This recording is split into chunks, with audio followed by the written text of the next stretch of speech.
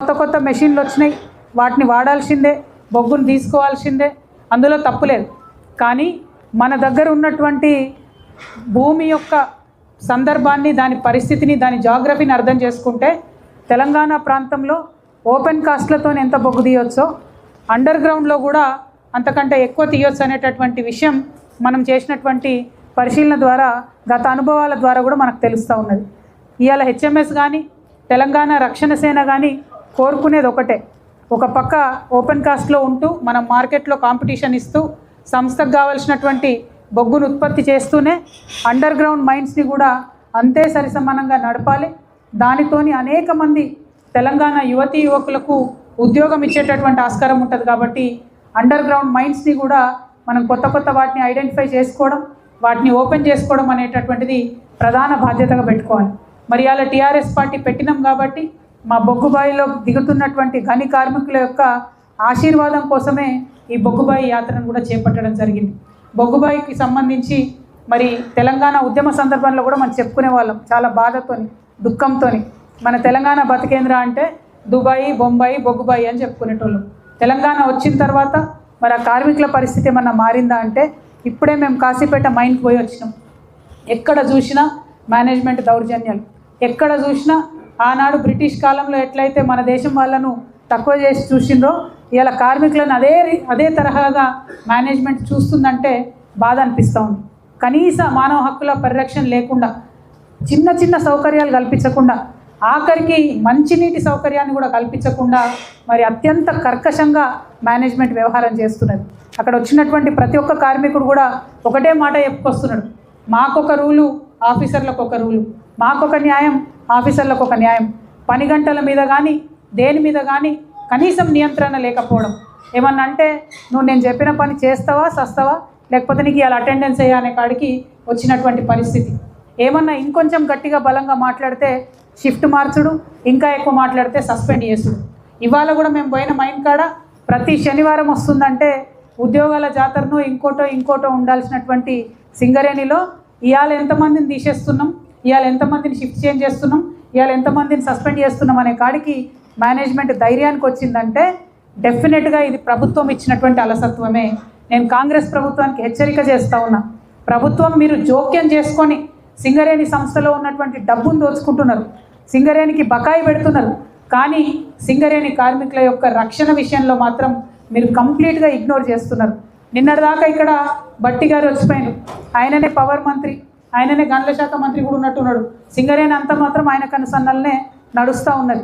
మరి వచ్చినటువంటి మనిషి ఒక్కసారన్నా కార్మికులతోని మీకు ఇబ్బందులు ఎట్లున్నాయి, మీకు ఏమైనా ప్రాబ్లమ్స్ ఉన్నాయా, మరి మేనేజ్మెంట్కి నేను ఏమైనా చెప్పాలనా అని అడిగినటువంటి విషయం లేదు. ఆ మ్యాన్ రైడింగ్ మెషిన్ అని ఒకటి ఉంటుంది, అది లోపలికి 3 కిలోమీటర్లు మైన్ల కార్మికులు తీసుకుపోయే మెషిన్. ఇవాళ మేము పోయి వచ్చినటువంటి కాశీపేటలో 300 మంది షిఫ్ట్కి కార్మికులు మైన్లకు దిగాలంటే కేవలం 70 సీట్లు ఉన్నాయి. అవి ఆ 70 సీట్లు ఎన్నిసార్లు తిరుగుతాయి? 8:30 లోపల కార్మికులు లోపలికి పోవాలి, 8:30 లోపల దిగితేనే వాళ్ళకు మస్టర్ వేస్తారు, లేకపోతే వేయరు. అదే 8:30 కాగానే బంద్ చేస్తున్నారు. మరి పోనీ మేనేజ్మెంట్ కానీ ఇంకోరు కానీ వాడాలంటే ఎనీ టైం ఆన్ చేస్తున్నారు. ఇదెందుకు, ఇంత జులుమెందుకు? మీకు కరెంట్ అయితే ఫ్రీగానే ఉంటుంది కదా, కరెంట్ ఏం ఖర్చు కాదు కదా అదనంగా, ఎందుకోసం ఇట్లా చేస్తున్నారు? ఇంత సాడిస్టిక్ వ్యవహారం చేయడం ఎందుకు? మీరు ఎక్కడన్నా చూడండి, వేరే దేశాలలో, అది పోలాండ్ కావచ్చు, చైనా కావచ్చు, ఆస్ట్రేలియా కావచ్చు, మీరు ఎక్కడ చూసినా కూడా కార్మికులు బాగుండాలి, కార్మికుల యొక్క హక్కులు పరిరక్షించాలనే ఉద్దేశంతో యాజమాన్యాలు పనిచేస్తాయి తప్పితే ఇంకోటి కాదు. సరైనటువంటి పని చేసేటటువంటి వాతావరణం ఉంటే మా తెలంగాణ బిడ్డలు, మా సింగరేణి బిడ్డలు భూమిలోకి వెళ్ళి బొగ్గు కాదు బంగారం తీసుకొని బయటకు వస్తారు. మరి అంత కష్టపడే తత్వం ఉన్నటువంటి ఆ బిడ్డల్ని ఇట్లా మేనేజ్మెంట్ హింస పెట్టడం అన్నది కరెక్ట్ కాదు. హెచ్ఎంఎస్ నుండి రియాజ్ అన్న తరఫున నేను రియాజ్ అన్న కలిసి ప్రతి మైన్లో కూడా, ప్రతి గనిలో కూడా మేము మిమ్మల్ని నోటీస్ చేస్తూ ఉంటాం. మేము కూడా అధికారంలోకి వచ్చే రోజులు వస్తాయి. ఆఫీసర్లు కనుక కార్మికులు ఇట్లనే వేధింపులు కొనసాగిస్తే ఫ్యూచర్లో కూడా మరి మంచి పరిస్థితులు ఉండవనే విషయాన్ని దయచేసి గమనంలోకి పెట్టుకోవాలి. ఎందుకంటే బొగ్గు తీయాలి కరెక్టే, కానీ దానికి ఏదో బాండెడ్ లేబర్ లాగా, వెట్టి చాకిరీలాగా మీరు ఇట్లా చేయడం అన్నది కరెక్ట్ కాదు.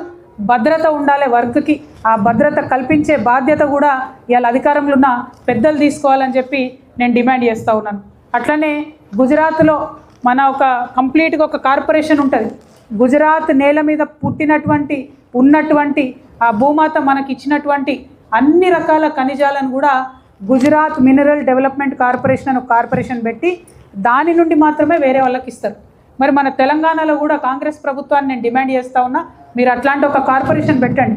ఎందుకంటే మన బొగ్గు మీద ఇంకెవరో పెత్తనం ఉంటుంది, మన బొగ్గు మీద కేంద్ర ప్రభుత్వం యొక్క ఆధిపత్యం ఉంటుంది.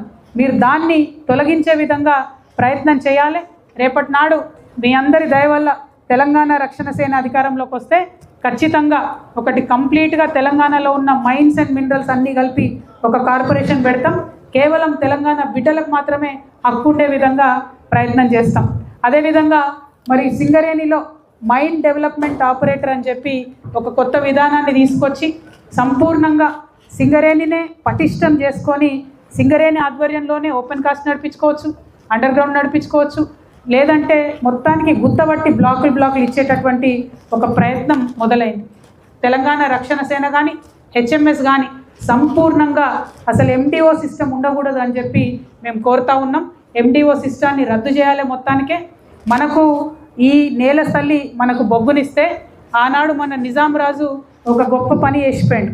ఏం చేసిండంటే ఆయన సింగరేణి కార్పొరేషన్కు నిజాం గవర్నమెంట్కు మధ్యలో ఒక అగ్రిమెంట్ చేసి సంపూర్ణంగా గోదావరి పరివాహక ప్రాంతంలో ఉన్న బొగ్గుని మొత్తాన్ని కూడా సింగరేణికి కంప్లీట్గా ఆయన రాసిచ్చిండు. ఇంకో కంపెనీ రాదు, మొత్తం ఇక్కడ బొగ్గు సింగరేణి నుంచే చేయాలని రాసిచ్చిండు. దానికి నష్టం ఎట్లా జరిగింది మీ అందరికి గుర్తుంటుంది. కాంగ్రెస్ పార్టీ బొగ్గు స్కామ్ చేసింది 2012లో. ఆ బొగ్గు స్కామ్ చేసినటువంటి సందర్భంలో మన సింగరేణిలో ఉన్నటువంటి 1-2 బ్లాక్ల మీద కూడా ఆనాటి కాంగ్రెస్ పార్టీ ఆ బొగ్గు బ్లాక్లను విక్రయించేటటువంటి ప్రయత్నం చేసింది.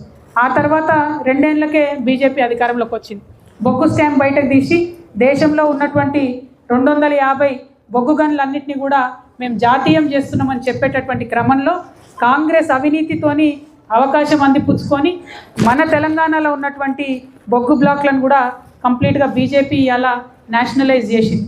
దానివల్ల ఏం జరిగింది, ఇలా మన కొత్తగూడెంలో, మన ఖమ్మంలో, మన సత్తుపల్లిలో ఉన్న కోల్ మైన్లు ఆక్షన్కి పోతే సింగరేణి కూడా బయటోడో చేసినట్టు టెండర్ వేసుకొని ఆ బొగ్గు బ్లాకులను తీసుకునే పరిస్థితి వచ్చింది. దాన్ని మనకు తీవ్రమైన నష్టం జరుగుతుంది. సింగరేణి సంస్థలో కోల్ ప్రొడక్షన్ తగ్గుతుందని చెప్తున్నారు. ఎందుకు తగ్గుతుంది? కార్మికులు పనిచేయలేక కాదు, కోల్ బ్లాక్స్ లేక తగ్గుతుంది.